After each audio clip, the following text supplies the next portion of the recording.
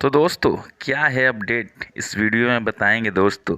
क्या है खेसारी लाल का रिव्यू दोस्तों, जो कि आप देख सकते हैं वीडियो स्क्रीन पे दोस्तों कि खेसारी लाल यादव का रंग दे बसंती। दोस्तों बता दें कि रंग दे बसंती का टीजर लॉन्च तो हो गया दोस्तों, और आप लोगों ने देखा क्या ज़बरदस्त टीजर है दोस्तों।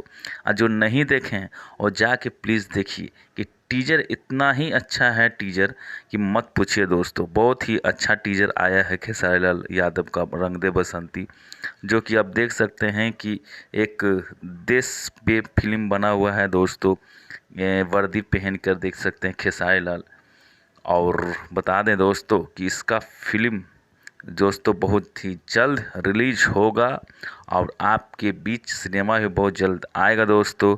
और दोस्तों बता दें कि इन दिनों अभी खेसारी लाल यादव जोर तोड़ से मेहनत कर ही रहे हैं और उनका गाना भी आ ही रहा है। कुछ ये कहिए कि दोस्तों कुछ ज़्यादा नहीं है मगर कम बेसी आ रहा है गाना।